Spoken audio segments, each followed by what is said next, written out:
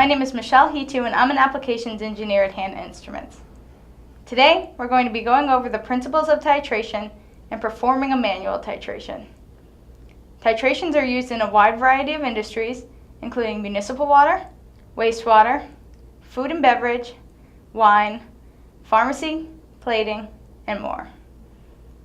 A titration is an analytical procedure in which an unknown concentration in a sample, called the analyte, is determined by reacting it quantitatively with a substance of known concentration, called our titrant.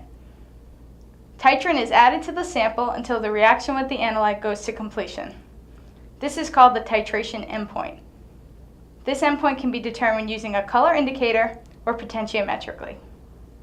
Today, we're going to be determining the acidity of orange juice using a sodium hydroxide titrant, using both a color indicator and a pH electrode and meter to determine our endpoint. To perform a manual titration, we'll need the following equipment: a burette and ring stand, our titrant, which today is HI7046 0.1 normal sodium hydroxide, a stirrer and stir bar, such as our HI190M, a pH meter, such as our HI3222 research grade meter, a pH electrode, such as our HI1131B, an automatic temperature compensation probe, and a color indicator. Today we'll be using phenolphthalein, which changes from colorless to pale pink at a pH of approximately 8.2. For the determination of percent citric acid in orange juice today, we'll be using a 10 milliliter sample which we obtained volumetrically and diluted with distilled water. We're going to be examining the two most commonly used methods for endpoint determination in a manual titration. These are potentiometrically with a pH electrode and pH meter, and using a color indicator, which today is phenolphthalein. This method has an endpoint of pH 8.2, which coincides with the point that phenolphthalein changes from a colorless liquid to a pale pink. Reading our meniscus, we record that our starting volume for titrant is 11.62 milliliters. Once we have our sample stirring, we add 4 drops of our color indicator phenolphthalein. We immerse our temperature probe and our pH electrode in the solution, making sure the reference junction is submerged. We observe that our starting pH is just above 4.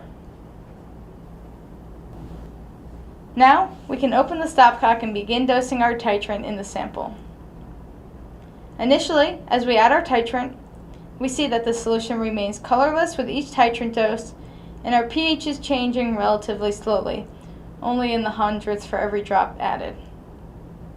As we get closer to the endpoint, we're seeing that the colors begin to flash in the solution, but the color change is not sustained, indicating that we aren't yet at the endpoint. Our pH begins to change more quickly with every titrant dose. At this point, we're going to begin to add smaller doses and wait for each titrant dose to completely react with the analyte before adding another dose. By doing this, we ensure that we're accurately detecting our endpoint and not overshooting it. As we can see, the pale pink color in our solution is sustained, and our pH has become stable right about 8.2. You may have noticed that the color change is slightly hard to see, especially because of the colored matrix of the orange juice. This is where having a pH electrode and pH meter instead can be an advantage. I just want to show you that if we dose additional titrant and we go past our endpoint, our pH begins to change again and our color becomes very vibrant. If a titration gets to this point, the endpoint has been overshot and our concentration of our analyte would be overestimated.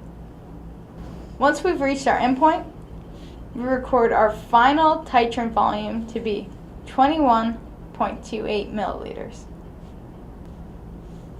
By determining the difference between our starting and final titrant volumes, we determined that 9.66 milliliters of titrant was used to reach the titration endpoint. If we go back to our titration equation, we can look at our variables, which are 9.66 milliliters, our volume of titrant used, multiplied by 0.1 normal sodium hydroxide, which is our titrant strength, our reaction ratio of 1 mole of citric acid to 3 moles of sodium hydroxide, our molecular weight of citric acid, which is 192.12, over our conversion factor of 10, and our sample size, which is 10 milliliters. When we run this equation, we get a result of 0.618 grams of citric acid per 100 milliliters of orange juice. In addition to pH meters and electrodes for manual titration, Hanna also manufactures automatic titration systems, including our research-grade potentiometric titrator, the HI902C, as well as an industry-specific line of mini titrators, which includes the HI84432, the mini titrator for acidity in fruit juice. And that's how you measure citric acid in orange juice using a manual titration. When looking at these two methods for endpoint determination via titration, we can see that each method has some strengths and some weaknesses. Color indicators, such as phenolphthalein, which we use today, are low cost, low technology, and easy to use, but the initial color change can be hard to see, especially in colored liquids such as orange juice. Also, everyone perceives colors differently, so getting repeatability among many users is difficult. This method is moderately accurate. A pH meter and electrode is a little more expensive and requires some knowledge of technology, but there is no subjectivity when the reading. The 8.2 endpoint is easy to detect among many users, so results are highly accurate and highly repeatable. If you have any more questions about titration, please visit www.hannainst.com.